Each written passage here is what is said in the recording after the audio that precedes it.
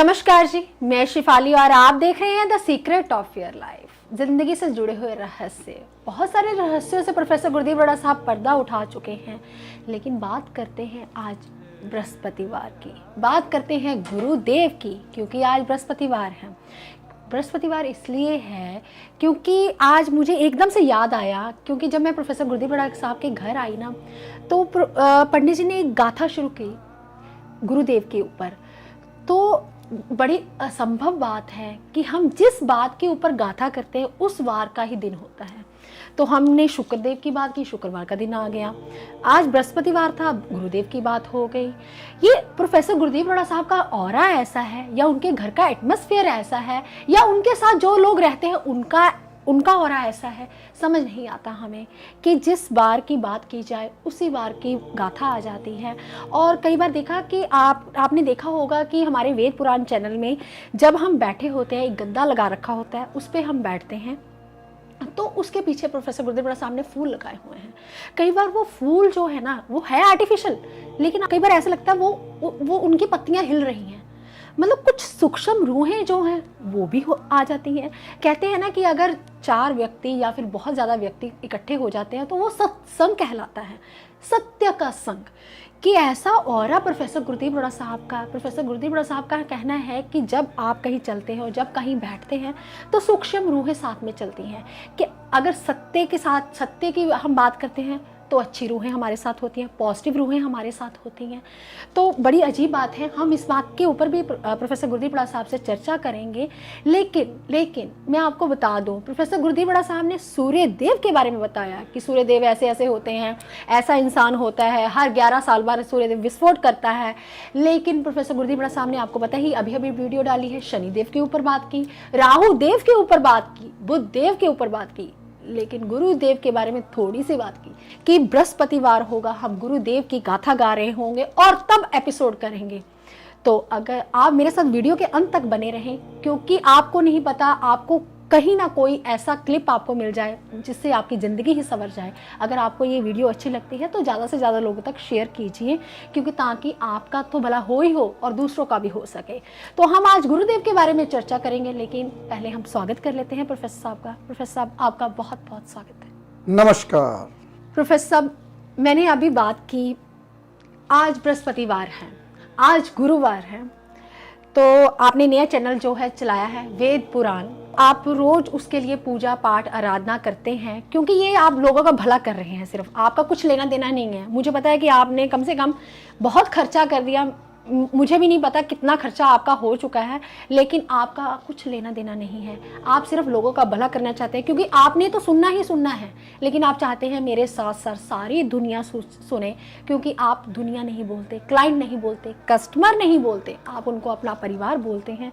तो आप अपना भला करते करते आप दूसरों का भला कर ले। इंसान ऐसा ही होना चाहिए जो अपना भला करे तो करे, दूसरों का भी साथ में करे। तो इसीलिए प्रोफेसर साहब, हम सब आपको गुरुजी बोलते हैं। तो ऐसे ही हमारे पंडित जी जो आपको भी गुरुजी ही बोलते हैं। तो प्रोफेसर साहब, 2 बातें पहले रखूंगी और गुरुदेव के बाद में चर्चा करूंगी, क्योंकि एक तो जब हम बैठते हैं आपके साथ तो पता नहीं क्या ऑरा होता है। जिस देव की हम बात करते हैं उसी दिन का वार होता है। वो एनर्जी, वो सूक्ष्म रूहें, वो पत्तों का हिलना, वो पंछियों का चहचहाना उस देर के लिए, उस टाइम के लिए रुक जाता है। समझ नहीं आता, आपका जब पाठ खत्म होता है तभी पंछी चहचहाना शुरू कर देते हैं, कां कै करना शुरू कर देते हैं। और पंडित जी जो आपको गुरुजी बोलते हैं, आप उनको गुरुजी बोलते हैं। ये बात भी मुझे समझ नहीं लगती, आप थोड़ा सा विस्तार से हमें समझाइए। बहुत अच्छा पूछा शिवाली जी आपने बात की। जब हम पाठ पे बैठते हैं, सुबह सुबह आज बैठे हुए थे, आज गुरु की बात चली, तो शिफाली जी ने सोचा नीचे जाकर हम गुरु से ही के ऊपर ही आज एपिसोड करेंगे, क्योंकि शनिदेव के ऊपर हमने एपिसोड किया हुआ है, बुध देव के ऊपर किया हुआ है, सूर्य देव के ऊपर किया हुआ है, लेकिन गुरुदेव के ऊपर आपने थोड़ी सी बातें बताई हैं, पूरी बातें आपने कभी नहीं बताई जी। आज गुरुदेव के ऊपर बात करेंगे। चलो पूछते हैं, देखते हैं क्या क्वेश्चन पूछा है। लेकिन पहले जो इन्होंने सवाल किया है कि ऐसा क्यों कि जब हमारे ना छत के ऊपर कां बहुत रहते हैं, चिड़ियाँ चहचहाती हैं, मेरे साथ कां खेलते भी हैं, मैं जाके दिखाऊंगा आपको, तो ये कैमरामैन आपको दिखाएगा। तो कई दफ़ा तो कैमरामैन खुद मैं बन जाता हूँ, मैं खुद ही सेटिंग करने लगता हूँ सब कुछ। और जब हम गाथा की बात आती है, जब हम बैठ के पाठ सुनते हैं तो जो कान जो शोर मचाते हैं वो भी बंद हो जाते हैं, हवा जो तेज़ चलती है वो भी उस वक्त बंद रहती है, क्योंकि सारी रात तो हवा चलती रहती है। जब हम बैठते हैं आसन लगाते हैं तो उससे पहले हवा चलती है, उसके बाद हवा भी बंद हो जाती है। लेकिन जब हम चिड़ियों की चहचहाहट सुनते हैं उस वक्त चिड़ियों की चहचहाहट भी बंद हो जाती है। पता नहीं क्या बात है, ये 1.5 घंटे में हमें कोई डिस्टर्बिंग नहीं होती। हाँ, कई दफ़ा लाइट जरूर चली जाती है, वो जनरेटर अपने आप खुद ब खुद चलने लगता है। वो तो कहते हैं ना, क्या कर सकते हैं, वो तो भगवान की कृपा है, कुछ ना कुछ रुकावट तो आती है, लेकिन खुद ब खुद अपने आप चल पाता सब कुछ। हमें नहीं कुछ पता चलता हमें, यानी कि 70-80 एपिसोड हमारे हो चुके हैं वेद पुराण के, अभी 3-4 रिलीज हुए हैं। इस 70-80 एपिसोड में हम कभी डिस्टर्ब नहीं होते। लेकिन पहले हम नीचे बैठते थे, लाइटें हमारे, जैसे कि हम नीचे बैठे रूम में बैठे हैं, लाइटें हमारे आंखों में पड़ रही हैं। जब भी जितनी भी हम लाइटों में रहते हैं सिर के बाल झड़ जाते हैं, आंखें कमज़ोर हो जाती हैं लाइटों में रहते हैं। इसलिए हमने 1.5 घंटा लगातार ऊपर बैठना होता है। तो हम कुदरती हवा में बैठते हैं, कुदरती चानने में बैठते हैं, कोई लाइट नहीं लगाते, कुछ नहीं लगाते।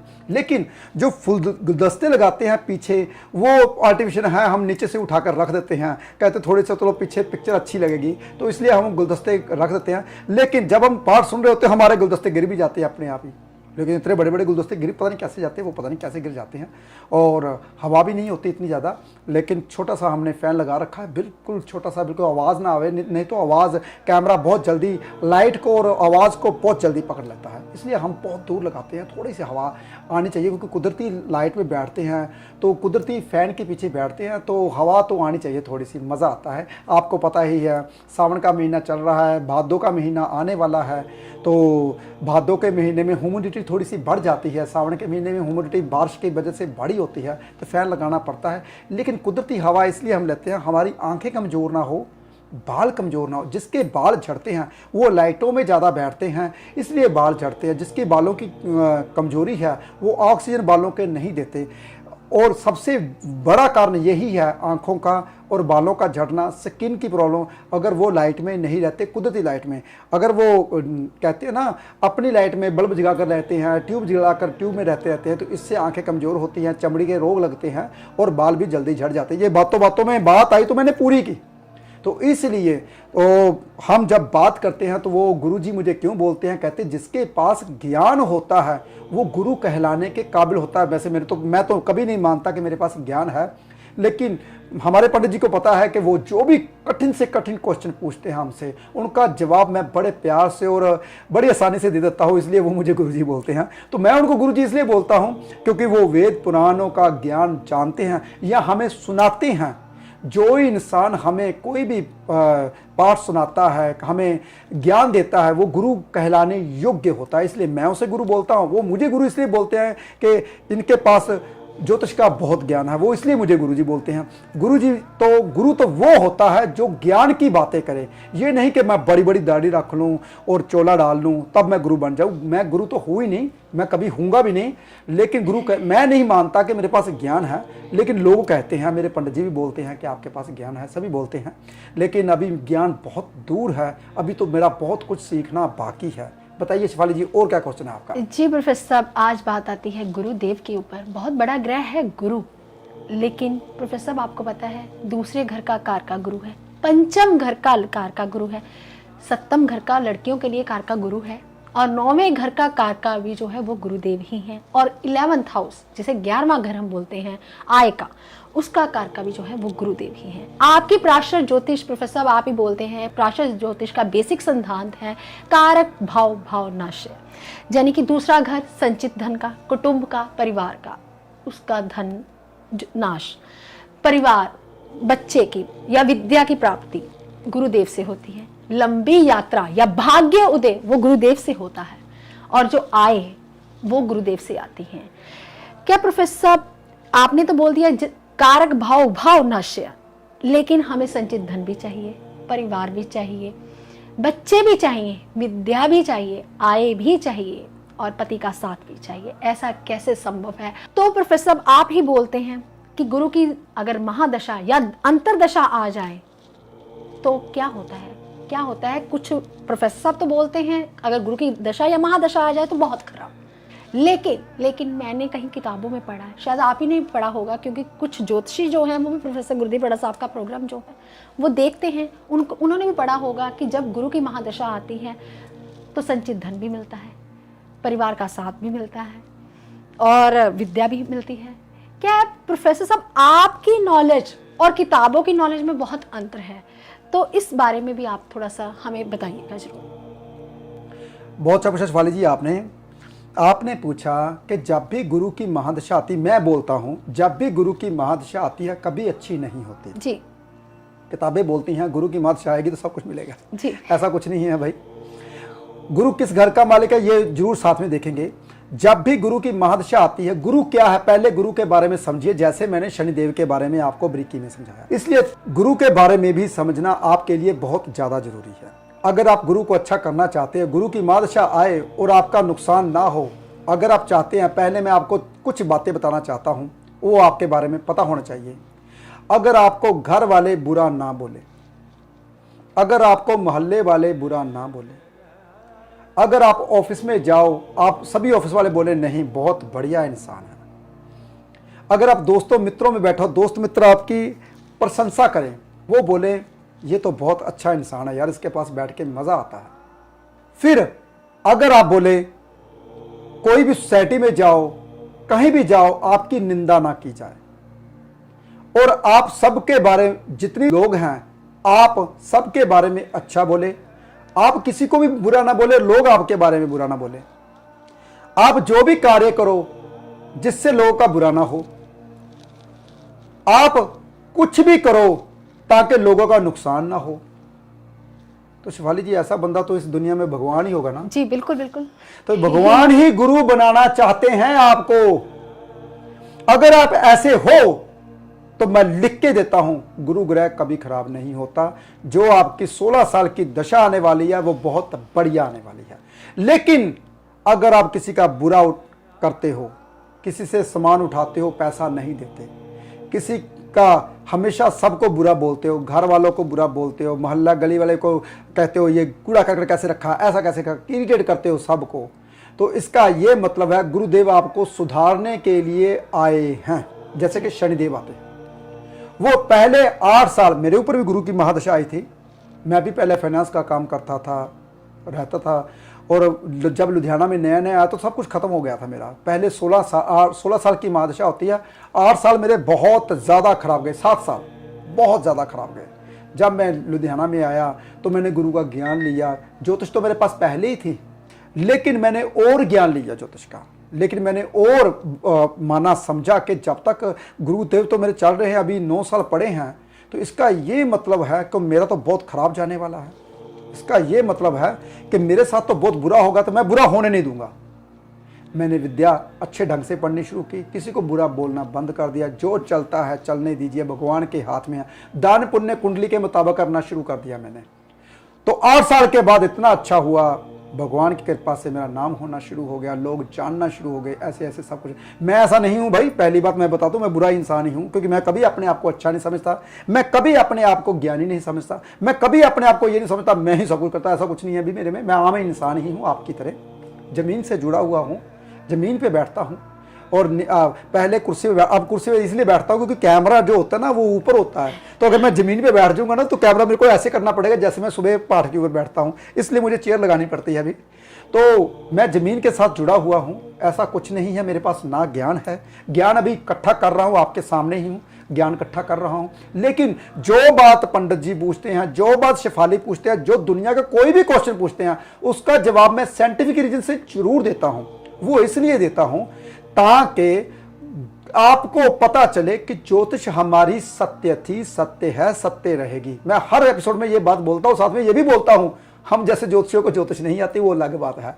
लेकिन गुरु क्यों अच्छा करवाते हैं? वो आपको सुधारने के लिए आते हैं, तभी बुरा होता है। जब आप सुधर जाते हो तो गुरु आपका अच्छा हो जाता है। देखिए गुरु लगन में क्या करवाता है शेफाली जी? मेहनत पे मेहनत करवाता है और फल नहीं देता। Very good. मेहनत पे मेहनत करवाता है, फल नहीं देता। वो क्या करवाता है? मेहनत करवा के आपको अपनी तरह बनाना चाहता है। कहता सत्य बोल, कम पैसा आएगा तो भगवान के साथ जुड़ा रहेगा। आपको पता है जब गुरु की महादशा आती है गोल्ड तक बिक जाता है, सब कुछ बिक जाता है।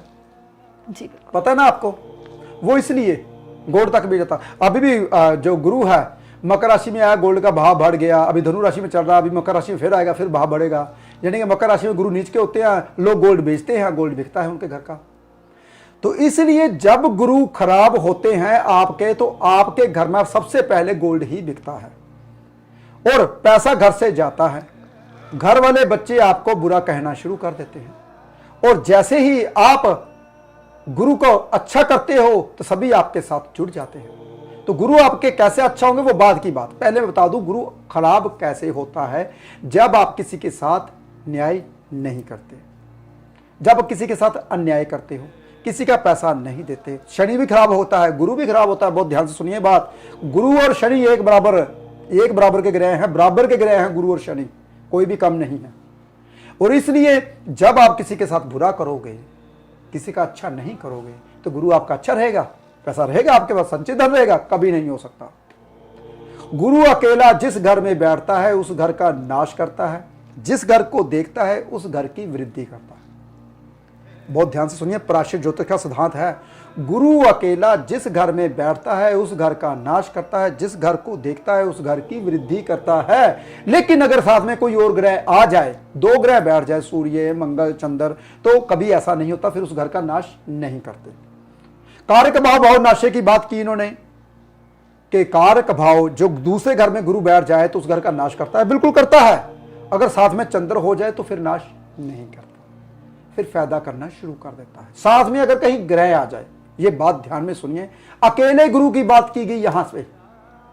लेकिन अगर गुरु बुध के साथ बैठ जाए, शेफाली जी, अगर बुध के साथ बैठ जाए, गुरु चुप हो जाता है। गुरु चुप हो जाता है। वो इसलिए चुप हो जाता है क्योंकि हम ज्ञान की बात कर रहे हैं। अगर कोई तीसरा आके बात कहे, अरे भगवान कहाँ है, भगवान तो है ही नहीं, आप बोलते हो भगवान भगवान रट देते हो, मैं आया हूं यहाँ पे, मैंने कहा ये भगवान की करनी थी तभी आप मेरे साथ आए हो, हमारे साथ। ले ऐसे कैसे, मैं तो खुद चल के आया हूं, है? मैंने कहा ये भगवान की इच्छा है तभी आप मेरे से बात कर रहे हो। फिर वो ज्यादा बोलेगा, फिर हम चुप कर देंगे भाई, क्योंकि मूर्ख को ज्ञान के बारे में क्या बताना, वो भगवान ही दे सकता है उसको ज्ञान, हम नहीं दे सकते। लेकिन जितना हमारा फर्ज बनता है हम समझाएंगे, नहीं तो चुप कर देंगे। इसी तरीके से गुरु के साथ अगर बुध बैठ जाए तो गुरु चुप कर जाता है, बुध कहता है, क्योंकि बुध दिमाग का कारका है, गुरु ज्ञान का कारका है। तो दिमाग की जो बातें करेगा गुरु चुप कर जाएगा, गुरु अपनी ज्ञान की बात उसके सामने नहीं रखेंगे। इसलिए हमेशा याद रखिए। लेकिन अगर राहु के साथ बैठ जाए तो गुरु कुंडली में खत्म हो जाता है। देखिए फिर सुनिए बहुत ध्यान से, गुरु अगर राहु के साथ बैठ जाए तो कुंडली में खत्म हो जाता है। तो गुरु खराब योग बनवाता है यहाँ पे। वो इसलिए खराब योग बनाता है, गुरु कहता है अब मेरी यहाँ पे जरूरत नहीं है, ये घर ही खराब है। तो इसलिए गुरु और राहु का मेल कभी जिंदगी में अच्छा नहीं होता। वैसे गुरु और बुध का मेल भी अच्छा नहीं होता, खटास पैदा करता है रिश्तों में। तो इसलिए बहुत सी ऐसी बातें हैं, समझनी जरूरी हैं। लेकिन गुरु के बारे में अगर समझना चाहते हो, पहले ज्ञान आपके पास होना बहुत ज़्यादा जरूरी है। अगर गुरु के बारे में जानना चाहते हो, ज्ञान कब आता है? जब आप बुजुर्गों के पांव को हाथ लगाते हो। ज्ञान कब आता है? जब आप बुजुर्गों की इज्जत करते हो। ज्ञान कब आता है? जब ऐसे सत्संग की बात करते हैं। सत्संग कहाँ होता है? जैसे शिफाली जी ने अभी बोला, जहां पर सत्य की बात होती है वो सत्संग ही होता है। जी हाँ जी शिफाली जी, क्या पूछने वाले थे आप? जी प्रोफेसर, बात आती है, मैंने बोला कि अगर दूसरे घर में गुरु हो तो संचित धन जो है वो जुड़ नहीं पाता। तो ऐसा अगर संचित धन जो है हमने जोड़ना हो, घर में पैसा इकट्ठा रखना हो, तो हम कैसे कर सकते हैं? शिफाली जी बहुत आसान है उपाय जी। संचित धन अगर जोड़ना हो तो पैसा इकट्ठा करना हो तो क्या करना चाहिए? मैंने बताया अभी भी, सबसे आसान उपाय बुजुर्गों के पांव को हाथ लगाइए जी। तो इससे क्या होगा? धन इकट्ठा होना शुरू हो जाएगा और ज्ञान होना शुरू हो जाएगा। जी प्रोफेसर, बहुत मुश्किल है। मुश्किल इसलिए है, पिता की पुत्र से नहीं बनती, पिता की बच्चे की दादा से नहीं बनती, दादी से नहीं बनती। घर के बुजुर्ग हैं, पितरों की लोग पूजा नहीं करते, तो वो भी गुरु ग्रह हैं। तो प्रोफेसर ये सबसे मुश्किल कार्य है। तो इसके लिए आप कुछ सिंपल साधारण सा कहिए ना, कि फोटो लगा के ऐसे पूजा पाठ कर ली जाए, क्योंकि बच्चे आजकल नहीं मानते कहना। तो कहते हैं हमारे पास धन भी हो, हम लोग हवाई यात्रा भी करें और पिता की संपत्ति पे राज भी करें, लेकिन पाँव को हाथ नहीं लगाना। शेफाली जी, जिस घर में पिता के साथ ना बनती हो सकता है कि कुछ कारण रह जाते हैं, लेकिन आप पिता की फोटो लगाकर पिता की फोटो को भी हाथ लगा सकते हैं। कई दफ़ा ऐसे रिश्ते हो जाते हैं, ऐसी बात नहीं है, मतभेद रहता है, लेकिन आपने इज्जत दिल में वैसे ही रखनी है। अगर आप गुरु को ज्ञान लेना चाहते हो, हवाई यात्रा करना चाहते हो, पैसा चाहते हो, ये तो हुई बात पाँव को हाथ लगाने की। लेकिन अगर आप घर में गोल्ड रखते हो तब भी गुरु आपका बहुत बढ़िया होता है, पैसे की कमी नहीं रहती। अगर आप गोल्ड भी नहीं है, चावल में हल्दी डालकर ट्रांसपेरेंट कांच के बर्तन में आप घर पे रखते हो, ये मैंने बोला हुआ है, तब भी घर में गोल्ड, ज्ञान की कमी, पैसे की कमी नहीं रहती। अगर आप घर में 2 किलो हल्दी रखते हो, उसे यूज करते हो, तब भी ज्ञान की कमी नहीं रहती। घर में परिवार का सदस्य जो खुशियां हैं, जिसके घर में बच्चा नहीं होता, जिसके घर में हवाई यात्रा नहीं होती, भाग्य उदय नहीं होता, स्टडी पूरी नहीं होती, तो ये सारी चीज़ें होनी शुरू हो जाती हैं। गुरु का बहुत आसान उपाय होते हैं, मैं सबको बताता रहता हूँ, लेकिन गुरु कैसे ठीक होता है? जब जब गुरु की माँ दशा आएगी तो आप पीड़ित तो जरूर हो गए। तो इसलिए एस्ट्रोलॉजर को दिखाना बहुत ज़्यादा जरूरी है, ताकि गुरु किस घर का मालिक है। आपको पता है, कुछ लोग ऐसे ही दान पुण्य करने चल जाते हैं, पैसा बहुत होता है, कहता मैं ये करने जा रहा हूँ, वो करने जा, आज बुधवार है तो गाय को चारा देना है मैंने ट्राली भर के, आज गुरुवार है तो मैंने चने की दाल देनी है 1 बोरी, आज शनिवार है तो उड़द की दाल दान करनी है मैंने। तो ऐसा करने से भी धन खत्म हो जाता है, जो कि कुंडली के मुताबिक दान पुण्य नहीं करते। हाँ, हो सकता है कि 5% फल मिले, लेकिन अगर वो ग्रह बहुत अच्छा हो, उसका आप दान पुण्य कर रहे हो, तो 95% आपका नुकसान हो सकता है। ऐसे बंदे बहुत मैंने गरीब होते हुए देखे हैं, जो बहुत अमीर थे और बिना सोचे समझे दान पुण्य करते थे। कुंडली के मुताबिक दान पुण्य करते हो तो आपको पता चलता है कि, आपको पता है, शनि 11वें घर में लल्लू करे कबल्लियां और अबसुदियां पावे, पंजाबी की कहावत है। जैसे कि वो कुछ भी काम करे, भगवान कहता है तेरा काम सत्य होगा, जब शनि 11वें घर में हो। लेकिन उड़द की दाल दान देने से नुकसान होता है, वो शनि खराब होना शुरू हो जाता है। शनि देव जब 7वीं राशि में आ जाए तब भी उड़द की दाल दान नहीं करनी चाहिए। उच्च के शनिदेव बैठे हुए हैं। ऐसे ही 4 नंबर राशि के गुरुदेव चंद्र के साथ 9वें घर में आ जाए तो चने की दाल कभी दान नहीं करनी चाहिए। तो ऐसे आप कौन सा दान कर रहे हो, क्यों कर रहे हो, कैसे कर रहे हो, ऐसे एस्ट्रोलॉजर को कुंडली दिखानी बहुत ज़्यादा जरूरी है। अगर आप बिना सोचे समझे दान करते हो तो नुकसान भी भोगना पड़ता है। वो आपको देखा होगा आपने, बहुत अमीर लोग थे, बहुत दान पुण्य करते थे, लेकिन सब कुछ खत्म हो गया। क्यों खत्म हो गया भाई, कैसे खत्म हो गया? वो इसलिए खत्म हो गया, बिना सोचे समझे आपने दान किया। कभी नहीं बिना सोचे समझे दान करना, आपने कुंडली दिखाकर ही हमेशा दान करना। जी प्रोफेसर साहब, अगर कहीं ना कहीं कुंडली में गुरु ग्रह खराब हो तो प्रोफेसर साहब कभी देखा है आपने, पिता इतना तरक्की कर गया, इतना राइज कर गया, नाम कर गया, 7 पुश्ते बैठ के खाएं तब भी पिता की संपत्ति ना खत्म हो पाए, लेकिन वही पिता का वही पुत्र, कहते हैं कि कहीं ना कहीं कुंडली में गुरु ग्रह खराब हो, पिता या फिर पुत्र ही तरक्की करता है, या फिर पुत्र का इतना नाम होगा लेकिन पिता ने कभी काम नहीं किया होगा। क्या प्रोफेसर साहब ऐसा होता है? क्या गुरु अगर कुंडली में खराब हो, क्या कुंडली दिखाकर हम ये जान सकते हैं कि हमारा बच्चा किस राह पे जाएगा? और पिता या पुत्र वाली कहानी ऐसे कभी सत्य ना हो, क्योंकि पिता अपनी जगह, पुत्र अपनी जगह, क्योंकि आगे जो है वंश वृद्धि चाहिए, आगे जो है बिजनेस चाहिए। तो ऐसा अगर कुंडली में कहीं खराब हो तो आप क्या कहेंगे इसमें? बहुत अच्छा पूछा लीजिए आपने जी। एक बात हमेशा याद रखिए, अगर पिता तरक्की करेगा तो पुत्र कम तरक्की करेगा जी। अगर पिता नकम्मा होगा तो पुत्र बहुत बढ़िया तरक्की करेगा। ये तो विधि विधान दूर शुरू से चलता आ रहा है जी। क्योंकि दादे की प्रॉपर्टी हमेशा पोते ही हासिल करते हैं, पोते ही नाम करते हैं, ये बात की बात है जी। ये तो विधि विधान शुरू से चलता आ रहा है। लेकिन पहले एक बात और जानिए, जो बात समझने वाली है, जिस घर में दरिद्रता शुरू से है, चल रही है, दरिद्रता जिस घर में शुरू से चलती आ रही है, उस घर के बच्चे कभी पढ़ नहीं पाते जी। यानी कि जब इंसान कहते हैं बीए एमए पास कर जाता है उस घर का सदस्य, तो वो घर का गुरु ग्रह ठीक हो जाता है, वो दरिद्रता घर से भाग जाती है। बहुत आसान उपाय बताया। जिस घर में गरीबी है, बच्चे को कैसे ना कैसे करके बीए से ऊपर पढ़ा लीजिए ताकि आपके घर में दरिद्रता कभी ना रहे।